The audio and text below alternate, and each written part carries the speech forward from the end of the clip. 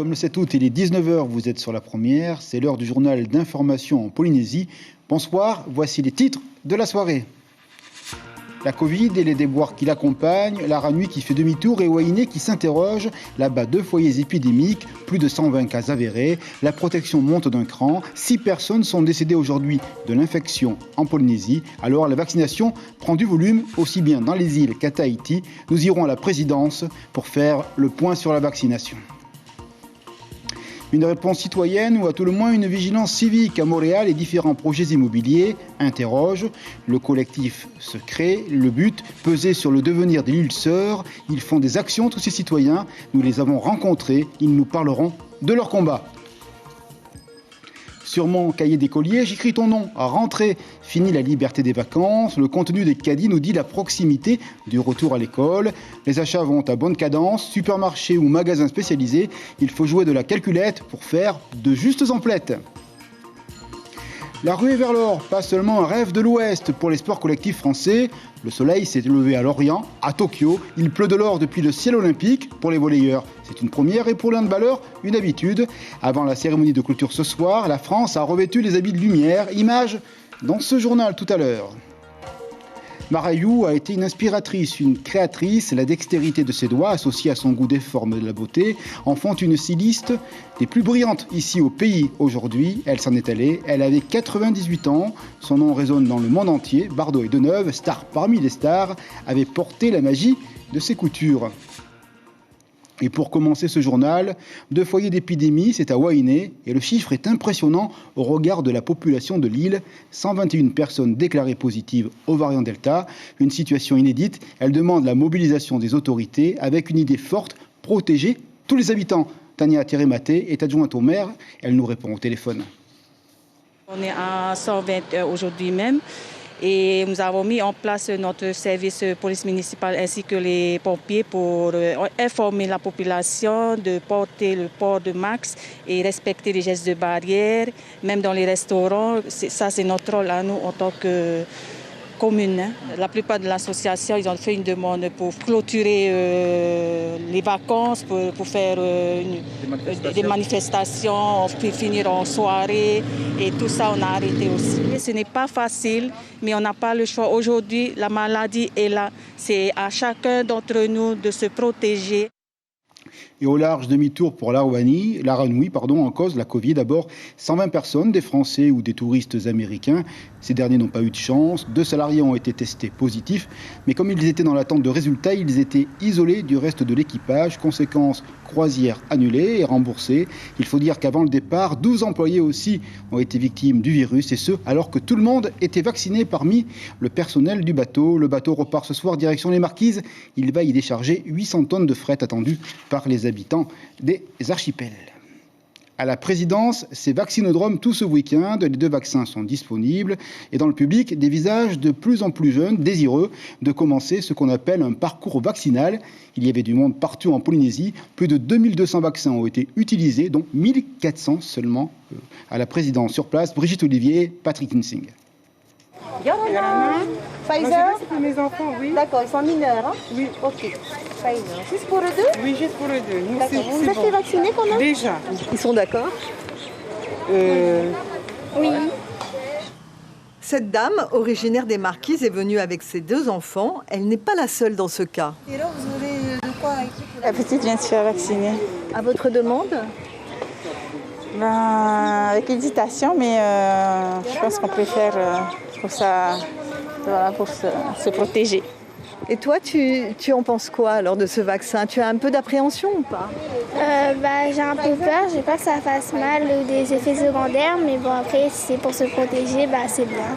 Elle a donné son plein accord? Oui. C'est vous qui l'avez insisté à se faire vacciner? Non, pas vraiment. C'est venu d'elle-même. Et puis comme il y a bientôt la rentrée, elle préfère se faire vacciner en dehors de l'école. Mais retrouvons notre première petite famille. Le parcours santé n'est pas très long, quelques papiers à remplir et direction la vaccination. Mais la plus jeune n'a pas 12 ans révolus, elle n'y a pas droit, seul l'aîné subira sa petite piqûre. T'as pas eu mal? Pas trop, non. Tu te sens pas changé? Non. Sur place, toutes les équipes sont très mobilisées pour diriger les patients. Janssen ou Pfizer, ils ont le choix. Vous dites Pfizer? C'est le premier ou le deuxième? Tous les trois? Non, tous les deux. Ok. Le ministre de la Santé participait à cette opération de grande ampleur, très concerné puisque la saturation de l'hôpital, c'est aussi son problème. Je voudrais surtout signaler, et ça c'est important de le dire et de le répéter, c'est que 90% des gens qui sont à l'heure actuelle en réanimation, nous avons presque une vingtaine de personnes en réanimation chaude, c'est-à-dire réanimation importante, où on endort les gens, où on les met sur le ventre, où il faut s'en occuper. Il y a 3 personnes autour de chaque lit. Eh bien, 90% de ces personnes sont non vaccinées. Le vaccinodrome sera encore ouvert demain matin jusqu'à midi, animé par tous ces personnels qui n'ont pas hésité à sacrifier un week-end pour la bonne cause. Dans ce journal, direction les îles Rangiroa avec les vacances de la métropole. Il y a là-bas comme un sentiment de haute saison. Les amateurs de plongée sont là et la machine économique récupère, mais il y a toujours la toile de fond de la Covid, on l'a vu. Mais on avance malgré tout, par exemple au Kiaora, un hôtel célèbre de la place, 90 employés en ce moment. Nous sommes au téléphone avec son directeur, il s'appelle Gérard Garcia. Bonsoir monsieur le directeur, comment se passe en ce moment la saison au niveau d'établissement ?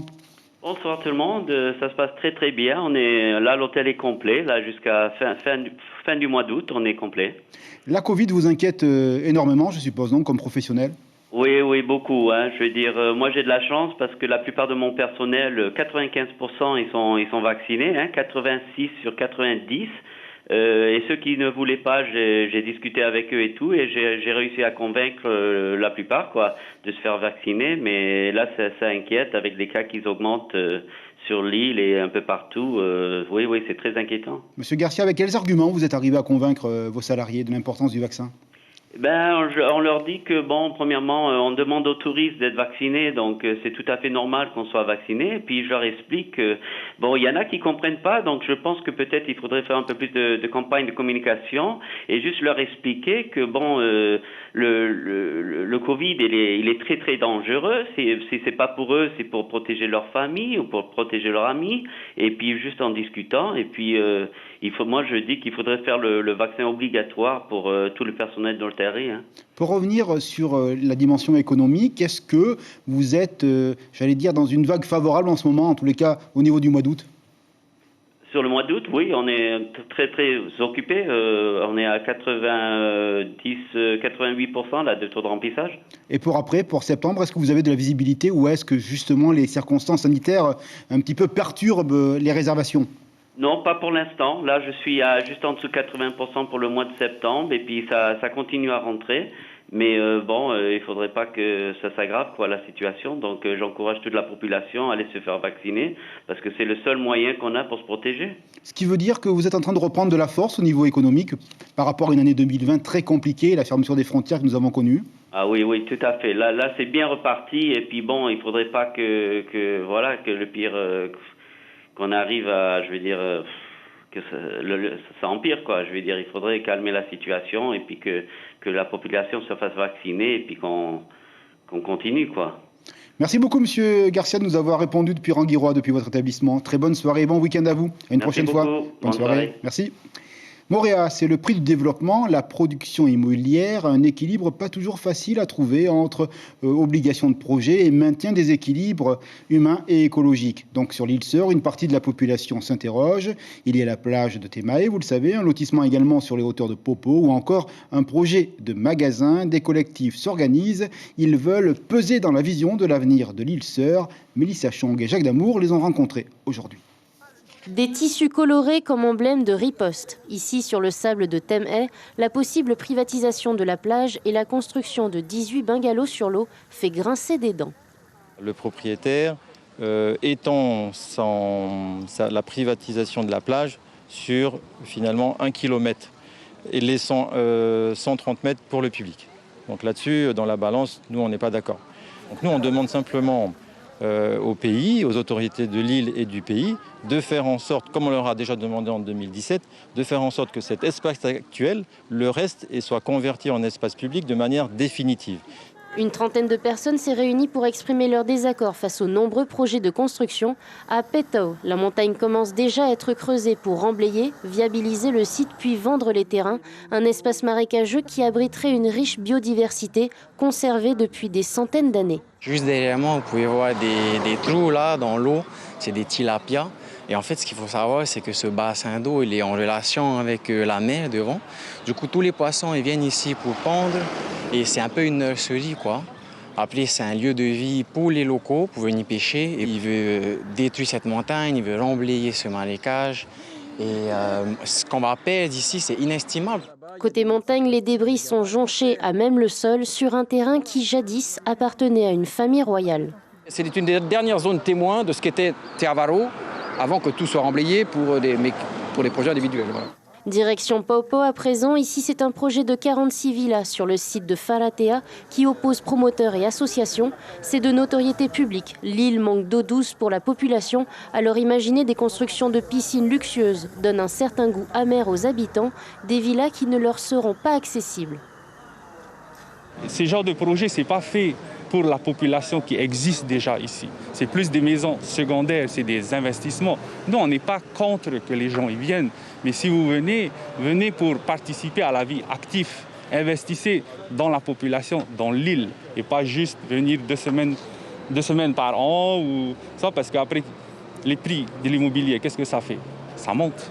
Les associations se serrent les coudes et sont bien décidées à défendre leur position. Le promoteur de Petau n'a pas souhaité s'exprimer sur le sujet. Et avant le retour en classe, c'est la période des calculs et parfois des maux de tête, désir des enfants, possibilités des parents et le fameux rapport qualité-prix. Bref, la rentrée, ce n'est pas forcément le chemin des écoliers façon poétique, mais celui du mieux consommer. Alors, il faut de la pédagogie. Entre grands magasins et boutiques spécialisées, Kaline Liénard et Mirko Vanfo nous expliquent le discours de la méthode. L'ombre du Covid plane sur cette rentrée pas comme les autres. Ce père de famille n'a pas reçu la liste des fournitures scolaires, alors il achète ce dont les enfants auront besoin tout au long de l'année. Ils ne sont pas venus avec moi. Vu la situation sanitaire, j'ai préféré qu'ils restent à la maison et les avoir par le biais de Messenger. Comme ça, ils peuvent faire un choix à distance. Teresa a comparé les prix sur Internet avant de se lancer dans la frénésie des achats scolaires. Mère de 4 enfants, dont 2 au lycée, calculer le budget en amont est primordial. Je m'écarte un peu du budget pour les faire plaisir à ce niveau-là et quelques petites choses en plus qu'ils veulent. Comme par exemple des petites règles pour les 2 petits, par exemple. C'est à parts égales, c'est chacun, à part quelques petites exceptions, mais c'est pareil pour tout le monde. Je ne peux pas faire autrement, sinon ça fait des jalousies. C'est pas évident, quoi. Ici, on prépare la rentrée en CM1. Ohana et sa maman ont déjà fait le plus gros des courses. Il lui manquait 2-3 bricoles. Une règle, un ciseau, un scotch, des crayons des feutres et de la colle. Et pourquoi tu as choisi cette règle et ce ciseau? Tu peux me montrer? Parce qu'elle est belle. Tu vas pas dire à maman, il te manque encore des trucs mardi? Non. La rentrée en première pour Emelina et sa méthode est bien rodée pour cette sortie unique dédiée aux fournitures scolaires. C'est mieux de venir une fois, comme ça tu achètes tout, pour bien se préparer à la rentrée. Comme ça tu achètes vraiment tout, tu fais déjà une liste juste avant pour déjà être préparé quand tu vas venir faire tes achats, ainsi que le budget, c'est important. Areatea, c'est une autre organisation avec l'opération Back to School. Les familles de Uturoa reçoivent des dons en fournitures scolaires de la part des magasins, de quoi équiper tous les élèves pour la rentrée.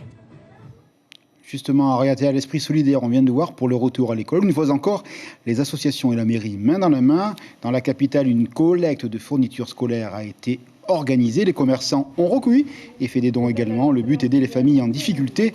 Malgré la crise sanitaire, la générosité au rendez-vous, une cinquantaine d'élèves qui vivent dans les 3 communes de l'île ont été choyés. Réaction de la responsable de l'événement avec notre correspondant Julien Vesco.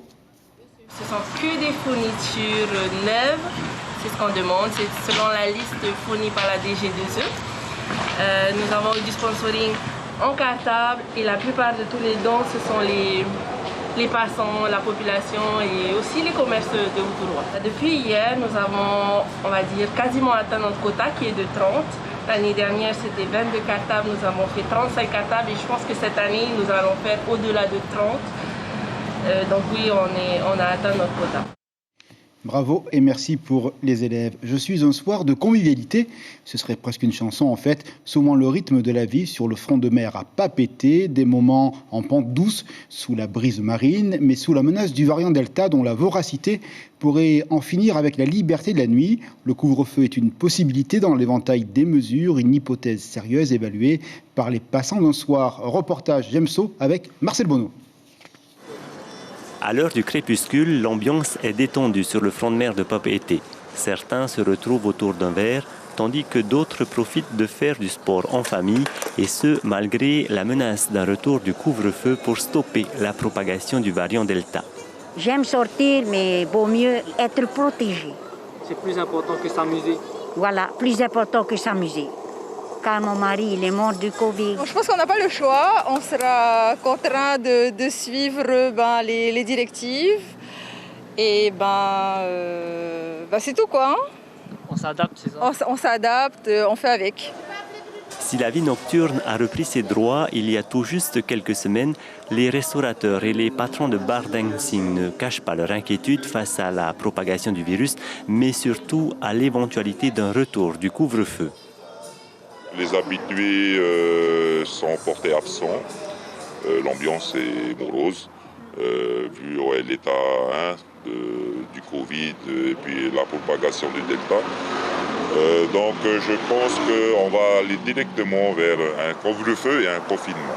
Ils nous ont déjà retiré le pain de la bouche avec les animations. Donc le taux de fréquentation a beaucoup baissé. On n'est même pas à 1/5 de notre chiffre d'affaires avec les animations en moins. Donc le fait de rajouter le couvre-feu, je pense que ça risque de nous faire plus de mal qu'autre chose. Depuis hier, les autorités ont renforcé les premières restrictions sanitaires annoncées la semaine dernière. Les rassemblements sur la voie publique passent de 20 à 10 personnes et tous les événements festifs sont interdits. Les forces de l'ordre veillent au grain.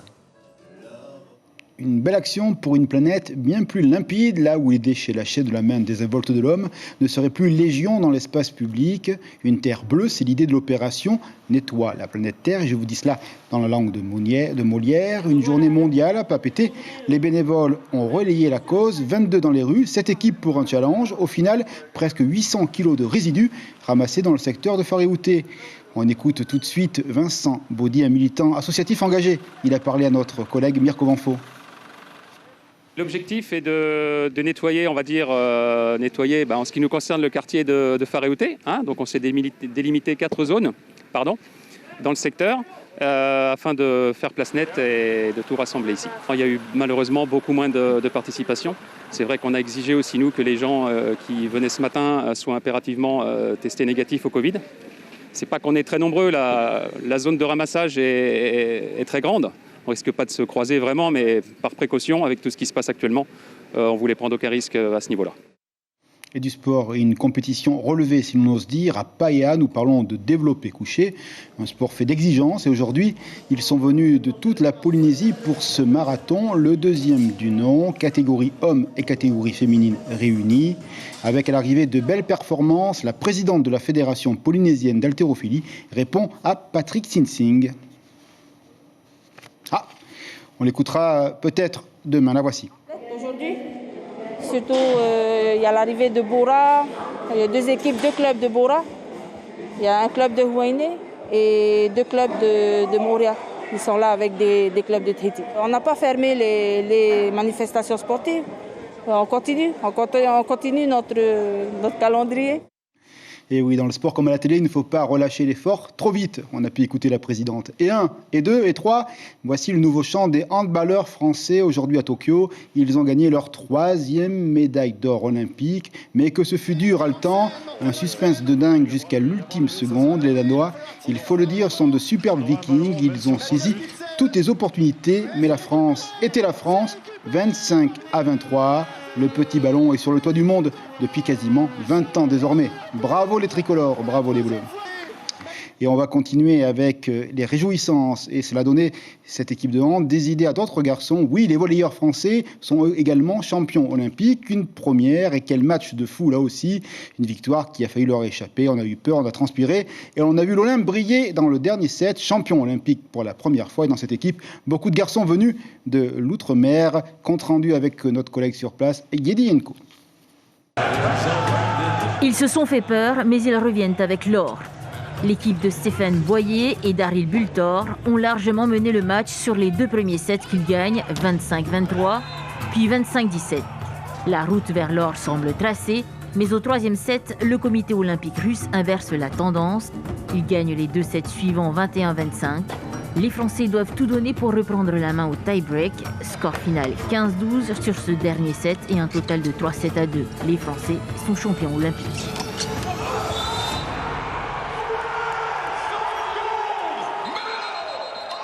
Des images merveilleuses et restez avec nous parce que ce soir on vit la dernière nuit olympique de Tokyo sur Polynésie, la première. Maintenant, un hommage. Elle avait du talent, le goût de la vie et des doigts d'or. Elle en a fait des patrons, des formes géométriques et colorées. Et toujours pour sublimer les femmes, c'était sa vocation. Marie Ayoub n'est plus. Elle s'est éteinte à l'âge de 98 ans. Sa griffe a habillé des générations féminines de tous les âges, de tous les statuts. Les Vainés, bien sûr, mais plus loin encore avec Bardot et Deneuve.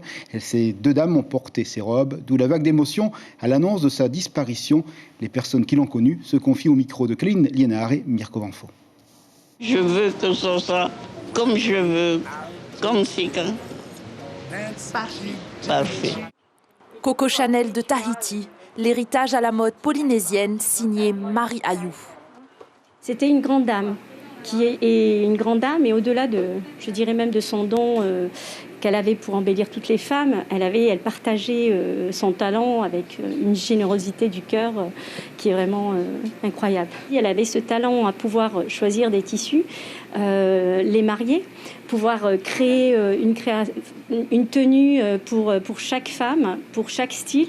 Et c'est vrai que c'est une grande perte pour la mode polynésienne.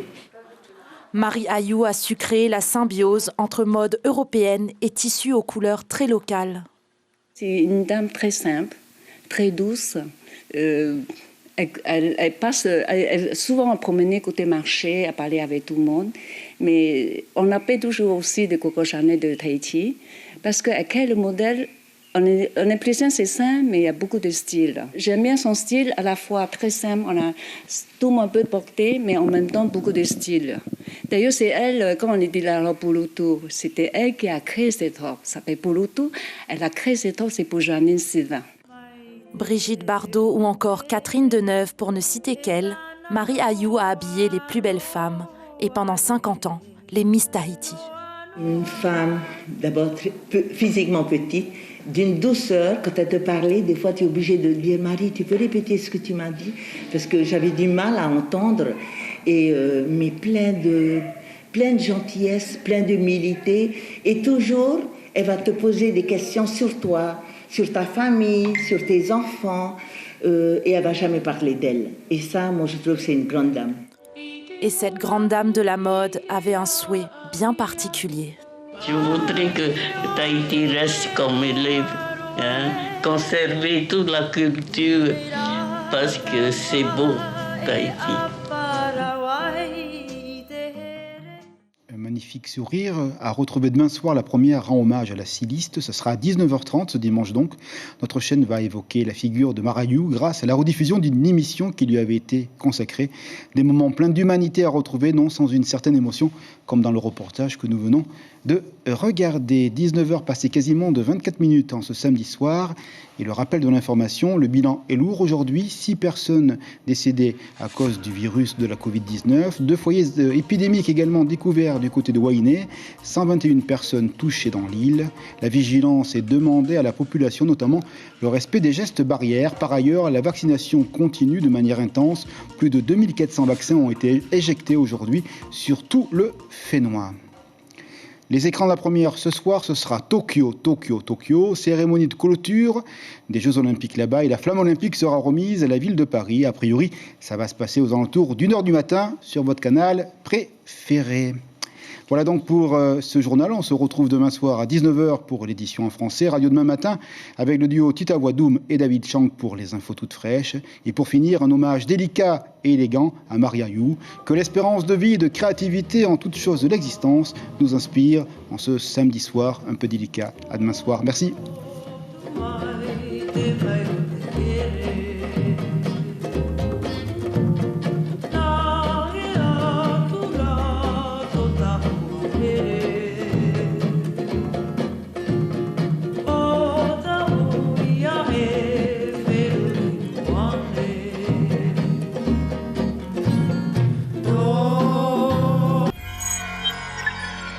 Retrouvez ce programme en replay sur notre site internet.